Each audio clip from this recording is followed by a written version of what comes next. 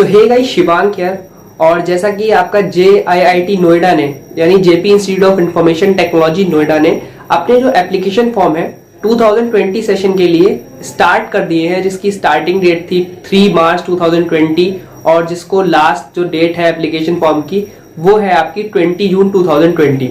तो आज हम इसी कॉलेज को रिव्यू करने वाले हैं। इस कॉलेज के बारे में हम सारी डिटेल्स देखेंगे, वहाँ पे क्या क्या फैसिलिटीज हैं, एडमिशन मोड ऑफ एडमिशन क्या है, वहाँ पे एलिजिबिलिटी क्या है, आपकी स्कॉलरशिप्स कौन कौन सी अवेलेबल है, हॉस्टल फीस क्या है, कट ऑफ्स क्या जाती हैं इस कॉलेज की, प्लेसमेंट्स कैसे हैं और एकेडमिक्स जो वहाँ पे कोर्स की फीस है वो कितनी है, अदर फैसिलिटीज क्या है। तो ये सारा हम इस वीडियो में डिस्कस करने वाले हैं, तो वीडियो को लास्ट तक देखिएगा।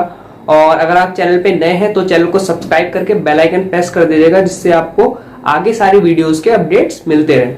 चलिए स्टार्ट करते हैं। इंफॉर्मेशन टेक्नोलॉजी और JIIT नोएडा ये डीम्ड यूनिवर्सिटी है जो कि स्टेब्लिश्ड हुई 2001 में, और इसका जो कैंपस है, जो मेन कैंपस है इसका, वो है आपका नोएडा सेक्टर 62 में।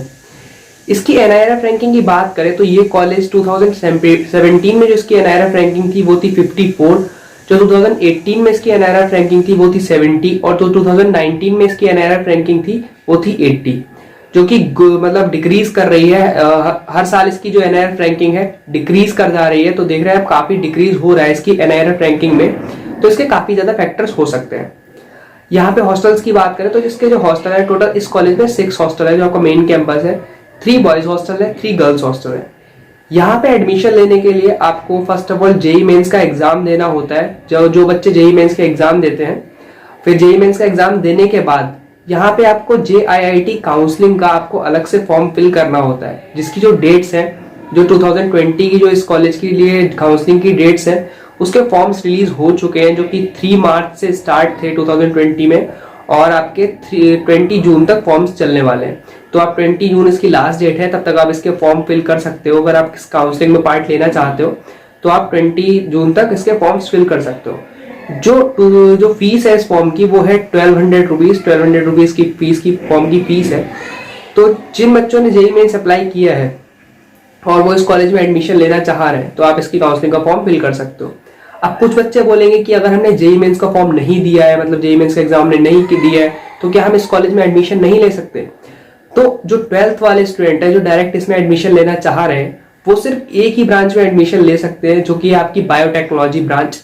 तो ये जो कॉलेज है वो आपका बायोटेक्नोलॉजी ब्रांच की जो 50% सीट्स हैं वो आपकी जेई मेंस के बेसिस पे फिल करता है, और जो बाकी की 50% सीट्स है वो 12th के बेसिस पे करता है। तो जो बच्चे 12th के बेसिस पे बायोटेक्नोलॉजी ब्रांच के लिए अप्लाई करना चाह रहे हो उसके लिए आपको एक डिफरेंट फॉर्म फिल करना होता है। तो वो भी आपको फॉर्म ऑनलाइन जब JSIT काउंसलिंग की साइट पे जाएंगे तो आपको वहां पे वो फॉर्म मिल जाएगा। वो फॉर्म आप फिल करके इसके लिए अप्लाई कर सकते हो अगर आप बायोटेक्नोलॉजी ब्रांच के लिए इंटरेस्टेड हो। फिर अब बात करते हैं एलिजिबिलिटी की। तो एलिजिबिलिटी की बात करें तो मिनिमम आपके 10+2 में, जो आपका 10+2 यानी 12th में, आप एक PCM होना कंपलसरी है, यानी फिजिक्स केमिस्ट्री मैथ होना कंपलसरी है। अगर आप बायो स्ट्रीम से करते हैं बिलोंग तो आप पे बायो होना कंपलसरी है, मैथ कंपलसरी नहीं है। तो जो बच्चे मैथ स्ट्रीम से करते हैं उन पे फिजिक्स केमिस्ट्री मैथ होना कंपलसरी है, और जो बायो से करते हैं तो उन पे फिजिक्स केमिस्ट्री बायो होना कंपलसरी है। इसके अलावा एडिशनल सब्जेक्ट आप पे कोई भी हो सकता है। तो आपके जो 10+2 में जो मार्क्स हैं वो आपके 75% होने चाहिए, तभी आप इस कॉलेज के लिए अप्लाई कर सकते हो।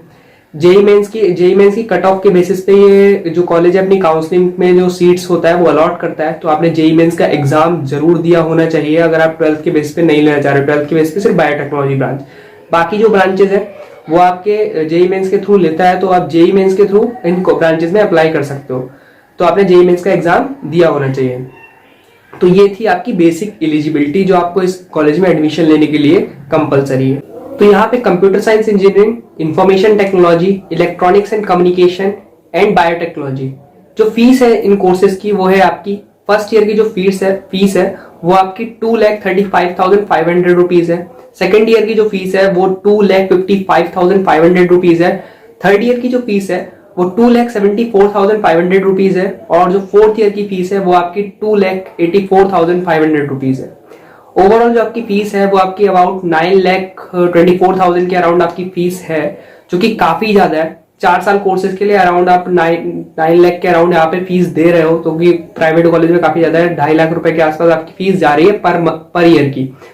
तो ओवरऑल इसकी फीस बहुत ज्यादा है, तो ये इसका नेगेटिव पॉइंट हो सकता है, काफी ज्यादा फीस पे करना पड़ रहा है इस कॉलेज में आपको कोर्स के ड्यूरेशन में।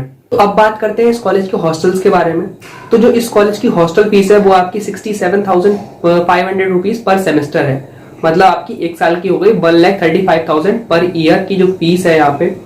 उसमें इंक्लूड होता है आपका फूड और आपके लॉन्ड्री सर्विस, ठीक है। तो ये दो सर्विस आपके इंक्लूड होते हैं, हॉस्टल रूम्स वगैरह इंक्लूड होते हैं।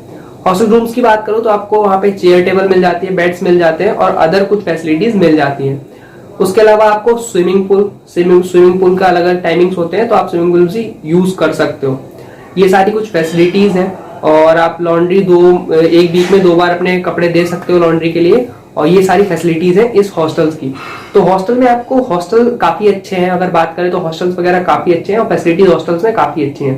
तो ये हो गई हमारी हॉस्टल्स की बात। तो जो फर्स्ट स्कॉलरशिप है वो आपको मिलती है आपके पेरेंट्स के इनकम के अकॉर्डिंग। अगर आपके पेरेंट्स की income 1.5 lakh rupees per year से कम है तो आपको ये स्कॉलरशिप मिल सकती है। फर्स्ट सेमेस्टर में ये स्कॉलरशिप आपको पेरेंट्स की इनकम के अकॉर्डिंग मिलती है, बट अगर आपको ये स्कॉलरशिप कंटिन्यू करनी है तो आपको मिनिमम जो आपके सेमेस्टर एग्जाम्स होते हैं उसमें आपको 7 CGPA स्कोर करना होता है, तभी आप इस स्कॉलरशिप को आगे कंटिन्यू कर सकते हैं। जो सेकेंड स्कॉलरशिप है वो है उन स्टूडेंट्स के लिए जिन स्टूडेंट्स की जो रैंक है 1000 जे के अंडर आई होती है जेई मेंस में। तो उसमें क्या है, आपको अगर 1000 के अंडर आपकी रैंक आई हुई है तो आपको 4 साल की जो ड्यूरेशन का कोर्स है वो आपको पूरा फ्री में प्रोवाइड होता है, कोई भी फीस आपकी ट्यूशन फीस नहीं जाती है। तो बेसिकली ये वाली जो स्कॉलरशिप है वो शायद कोई भी ना ले, क्योंकि जिसकी अंडर 1000 रैंक आएगी जेई मेंस में तो वो किसी अच्छे एनआईटी में जाएगा या फिर JIIT नोएडा में एडमिशन लेगा। तो बेसिकली इस स्कॉलरशिप को कोई शायद ना ले, तो अंडर 1000 रैंक वाली जो स्कॉलरशिप है कोई शायद प्रेफर नहीं करेगा। जो नेक्स्ट है हमारी कट ऑफ्स। अगर कट ऑफ्स की बात करें तो यहाँ पे जो कंप्यूटर साइंस इंजीनियरिंग की जो कट ऑफ जाती है वो आपको कट ऑफ स्क्रीन पे भी मिल जाएंगी, तो वहां से आप सारी डिटेल्स देख सकते हो कट ऑफ्स की। जो कंप्यूटर साइंस इंजीनियरिंग की जो कट ऑफ है वो आपकी 54,000 रैंक के अराउंड जाती है जेई मेंस में। अगर आपकी 54,000 रैंक के अराउंड जेई मेंस में है तो आपको यहाँ पे कंप्यूटर साइंस इंजीनियरिंग ब्रांच मिल जाएगी। आईटी ब्रांच की बात करें तो 60,000 के अराउंड पे आपको आईटी ब्रांच मिल जाएगी, और जो इलेक्ट्रॉनिक्स एंड कम्युनिकेशन ब्रांच है वो आपको 1 लाख के अराउंड पे भी मिल जाएगी। तो ये कुछ थी कट ऑफ। इस कॉलेज का अगर प्लेसमेंट्स देखें तो यहाँ पे जो computer science and engineering branch है उसके जो प्लेसमेंट रेशियो है वो आपका 98% के आसपास जो स्टूडेंट है वो प्लेस्ड हो गए थे। आईटी ब्रांच की यहाँ पे बात करें तो 96% के अराउंड यहाँ पे बच्चे प्लेस्ड हो गए थे, और जो ईसी ब्रांच है उसके जो स्टूडेंट है अबाउट 95% के अराउंड यहाँ पे स्टूडेंट प्लेस्ड हो गए थे। और जो बायोटेक्नोलॉजी ब्रांच है उसमें थोड़ा जो आपका प्लेसमेंट रेशियो है वो काफी, प्लेसमेंट जो परसेंटेज है वो कम है, 76% के अराउंड यहाँ पे बायोटेक्नोलॉजी ब्रांच के स्टूडेंट्स जो थे वो प्लेस्ड हो गए थे। कंपनीज की बात करूं तो जो मेन कंपनीज है वो आपको स्क्रीन पे देख रहे होंगे कि ये सारी कंपनीज जो है यहाँ पे विजिट करती हैं प्लेसमेंट्स के लिए। तो ये कंपनीज कुछ हैं जो आपको यहाँ से प्लेसमेंट देती हैं। अब हम बात करते हैं हाईएस्ट पैकेज की। जो इसका हाईएस्ट पैकेज है वो है 40.63 लाख। जो अभी तक हाईएस्ट पैकेज इस कॉलेज का गया था वो है 40.63 लाख। तो ये कुछ डिटेल्स थी और सारी डिटेल्स इस वीडियो में थी।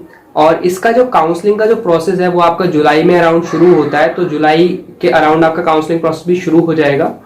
और बाकी ये ओवरऑल रिव्यू, अगर इसके ओवरऑल रिव्यू की बात करूं तो अगर आपको आपकी उस रैंक के अंडर जो आपकी जेईई मेंस में रैंक है, अगर आपको कोई अच्छा एनआईटी या फिर IIIT मिल रहा है तो बहुत अच्छी बात है, आप जरूर IIIT या एनआईटी के लिए ही जाएगा। बट बेसिकली क्योंकि ये प्राइवेट कॉलेज है और प्राइवेट कॉलेज कभी भी किसी भी एनआईटी और IIIT से अच्छा नहीं हो सकता। ओवरऑल मेरा तो यही मानना है कि किसी भी IIIT और एनआईटी से अच्छा नहीं हो सकता। चाहे उस एनआईटी की रैंकिंग काफी खराब हो तब भी वो एनआईटी में आएगा, और जो प्राइवेट कॉलेज है उसकी रैंकिंग अगर आप कितनी भी अच्छी हो बट वो प्राइवेट में ही आएगा। तो एनआईटी अगर आपको अच्छा मिल रहा है तो आप एनआईटी के लिए जरूर जाएं, अगर आपको IIIT अच्छा मिल रहा है तो आप IIIT के लिए जाएं। बट आप इस कॉलेज के लिए जा सकते हैं, अगर आप पे अदर ऑप्शन नहीं है, आप इस कॉलेज को लेना चाह रहे हो तो आप इस कॉलेज को ले सकते हो। बट एनआईटी और IIIT को ऊपर प्रेफरेंस देना इस कॉलेज के ऊपर। तो ओवरऑल यही रिव्यू था। और अगर आपको वीडियो पसंद आई हो तो वीडियो को लाइक करके चैनल को सब्सक्राइब करके बेल आइकन प्रेस कर दीजिएगा, जिससे आपको और भी सारे अपडेट्स मिलते हैं।